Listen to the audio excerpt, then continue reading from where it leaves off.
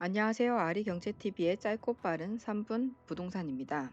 오늘은 세무사도 포기한 양도세에 관련된 기사하고 청약 전략 짜는 것에 대한 기사 두 가지 준비해 봤는데요. 어떤 기사인지 함께 보도록 하겠습니다. 서울경제입니다. 세무사도 포기한 양도세, 정부가 계산해 줘라, 부글. 이라는 제목으로 올라왔는데요. 양도세 지금 6월 달부터 지금 진행되잖아요. 어떤 내용인지 한번 보도록 할게요. 집을 팔려고 하는데 양도세 계산법이 어려워서 아직까지 결론을 내지 못하고 있습니다.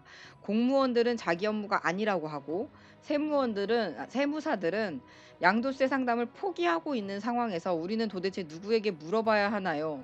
주택 양도시 내는 양도세가 예측 가능하도록 부동산 감독원 내에 양도세를 정확히 해석하고 예상 세액을 산출할 수 있는 조직을 만들어 주세요. 청와대 국민청원 글이 이렇게 올라왔다고 합니다. 올해부터 양도세 셈법이 더욱 복잡해지면서 부동산 세금 계산에 고충을 토로하는 목소리가 커지고 있다고 합니다.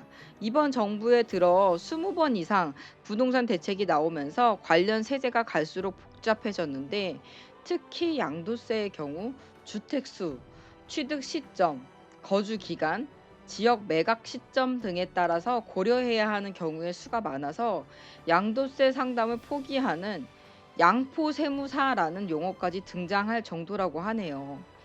양포세무사라니 세무사조차도 포기할 정도면 이거 좀 심각한 문제 아닐까요? 잇따른 대책으로 난수표가 된 양도세법에 결국 피해를 보는 것은 국민입니다. 특히 국가가 납부해야 하는 세액을 알려주는 종합부동산세와 달리 양도세는 납세자가 자진 신고해야 하는 세목입니다. 혹여나 내야 하는 세금보다 적은 금액을 신고할 경우 신고 불성실 가산세와 납부 불성실 가산세 등을 내야 합니다. 양도세 확정 신고 대상자가 신고를 하지 않은 경우 무신고 가산세 20%, 과소 신고를 한 경우 과소 신고 가산세 10%가 부과됩니다. 부정한 방법으로 양도세 과세 표준을 신고하지 않거나 과소 신고한 경우 40%의 가산세를 내야 합니다. 청와대 국민청원 게시판에는 부동산 감독원에 양도세 계산 부서를 만들어 달라는 청원 글까지 등장했다고 합니다. 해당 글을 올린 청원인은 국세청에 서면 질의와 인터넷 상담을 하고 세무서 두 곳에 방문해 상담, 126 국세상담센터와 개인 세무사 대면 상담도 해봤지만 모두 다른 해석을 하고 있다며 부동산 관리를 위해 부동산 감독원을 만들었으니 그 조직 내에 양도세를 계산해 줄 수 있는 부서를 만들어 달라고 요청했습니다. 특히 올해부터 변경된 양도세율이 적용되는 만큼 납세자들의 혼란이 커지는 상황입니다. 양도세 최고세율이 기존 42%에서 45%로 올랐습니다.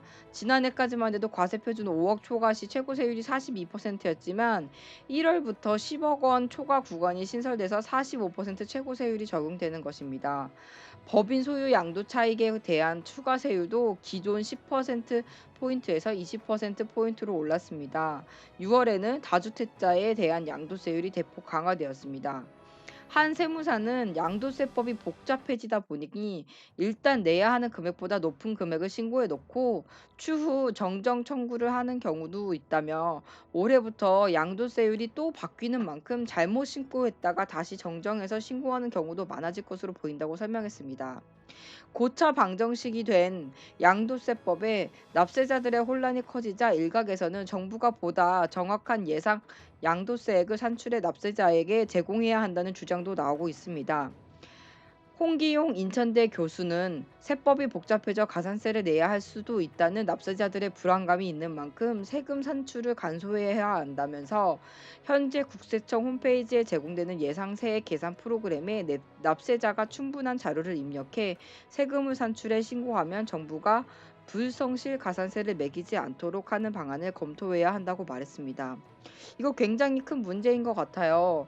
지금 이 양도세의 경우 납세자 신고로 내야 되는 세금인 거잖아요. 정부에서 일괄적으로 이만큼 내라 하고선 이렇게 청구해 주는 게 아니라 납세자가 직접 신고해야 되는 거기 때문에 사실 세금이라는 게 어려운 부분인데 세무사도 포기하는 정도의 이 계산법이라고 하면 정부에서 지금 이렇게 양도세를 받겠다 했으면 이 어떻게 내야 된다는 건지 어떤 식으로 계산해야 된다는 건지 좀 확실하게 계산법이라든가 아니면 안내가 확실하게 돼야 되지 않을까라는 생각이 듭니다. 두 번째 뉴스입니다. 한경 비즈니스에 올라왔고요. 속도냐 입지냐 선택의 기록 다시 짜는 청약 전략입니다. 대규모 신도시부터 도심 공공 분양까지 선택의 폭이 넓어져 새로 선정된 광명 시흥은 일반 분양 50%로라는 내용인데요. 정부가 주택 공급 대책을 대거 쏟아내면서 수도권에서 거주하는 예비 청약자들이 고민에 빠졌다고 합니다. 올 하반기에 시작될 3기 신도시 사전 청약과 2월 4일 발표된 서울 도심 고밀 개발을 통한 공공 분양 중 어디를 선택해야 할지 혼란스럽기 때문이라고 하는데요. 3기 신도시는 서울 외곽 수도권의 자리에 이사 대책 사업지보다 입지가 떨어지지만 신규 택지에 건설하는 만큼 사업이 속도를 내고 있다고 합니다. 반면 이사 대책 사업지는 서울과 접근성이 3기 신도시보다 우수하지만 기존 주택 지역을 개발하는 만큼 공급까지 걸리는 시간이 더 필요한 상황이라고 합니다. 결국 예비 청약자에게 속도냐 입지냐의 선택이 필요한 상황이라고 합니다. 사전 청약 활용한 투트랙 전략이 필요하다고 하는데요. 이사 대책으로 판이 커진 3기 신도시입니다. 처음 발표됐던 곳들이 남양주 왕숙, 하남 교산, 고양 창릉, 부천 대장, 인천 계양의 5군데가 발표됐었고 광명 시흥 7만 가구가 며칠 전에 발표됐잖아요. 근데 이곳들이 다 사전 청약이 가능하거든요. 문제는 예비 청약자들인데요. 정부 정책에 따른 나름의 전략을 세워야 합니다. 일단 이사 대책을 통해 공급되는 6번째 3기 신도시인 경기 광명 시흥은 공공임대 등의 비율이 높았던 이전 5군데와 달리 총 물량 중 70에서 80% 이상이 분양주택으로 공급될 가능성이 높다고 합니다. 정부가 가격 부담을 덜기 위해 공공분양주택 공급을 대폭 늘리기로 했기 때문입니다. 이사 대책에서 발표한 대로라면 공공분양 중에서도 일반 분양 비율이 50%로 확대됩니다. 이전에 특정 계층의 내 집 마련 기회를 위해 공공분양 특별 공급 비율이 85%에 달했는데 이사 대책은 애초 민간 택지였던 부지를 활용하는 만큼 특별 공급 비율을 낮춘 것입니다. 추첨제도 새로 도입될 가능성이 높다고 합니다.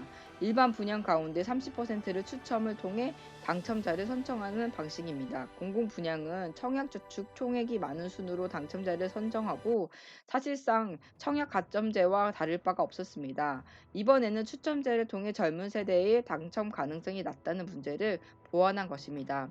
이처럼 이사 대책 발표로 예비 청약자들의 머릿속은 복잡해졌습니다. 하지만 전략만 잘 짠다면 내 집 마련을 위한 최고의 기회가 생긴 것이기도 합니다.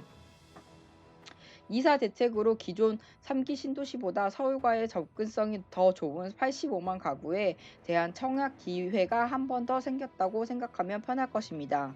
더욱이 3기 신도시는 이미 지구 지정을 완료했고 광역교통망 구축에 정부가 적극 나서고 있어서 서울 접근성 개선이 기대되는 만큼 사전 청약 기회를 적극 활용할 필요도 있어 보입니다. 특히 사전 청약은 당첨돼도 본 청약 전까지는 타 지역 사전 청약을 제외한 분양 단지 청약이 가능합니다. 이번 이사 대책도 마찬가지로 3기 신도시 사전 청약에 당첨돼도 서울 도심 개발을 통한 공공 분양 물량이 나올 경우 본 청약 전이라면 청약할 수 있다는 게 국토부의 설명입니다. 이 밖에 청약자들이 놓쳐서 안 되는 기회가 더 있습니다. 바로 서울과 수도권 도심에서 나오는 공공 분양 아파트들입니다. 우선 오는 7월에서 8월 서울 노량진역 인근 군부지, 성남 복정 1, 2 등에서 사전 청약을 시작하고요. 9월, 10월에는 서울 남태령 군부지, 성남, 신촌, 낙생, 11월에서 12월은 과천 미니 신도시가 사전 청약을 받습니다. 2022년에는 서울의 노른자 위로 꼽히는 용상 정비창 3천 가구가 풀립니다. 태릉 CC와 과천 정부청사, 용산 캠프킴, 서울 서부 면허시험장 등은 이전 계획 확정 후 사전 청약 계획이 발표됩니다. 물론 이들 도심 공공 분양은 치열한 경쟁이 예상됩니다. 특히 용상 정비창 부지는 이번 공급 계획에서 가장 관심을 끄는 곳입니다. 한강변의 노른자 위 땅에 총 1만 가구에 적지 않은 아파트 단지가 들어서기 때문입니다. 사전 청약 3천 가구를 두고 가장 치열한 경쟁이 벌어질 것으로 보입니다. 서울 여의도 바로 옆에 자리한 노량진역 인근 군부지와 서울 지하철 4호선 남태령역과 가까운 남태령 군부지도 청약 경쟁이 불가피한 곳으로 꼽힙니다. 서울과 인접한 수도권 지역의 아파트들도 인기 공공 분양 후보지로 분류됩니다. 7, 8월 사전 청약을 시작하는 위례와 성남 복정 1, 2가 대표적입니다.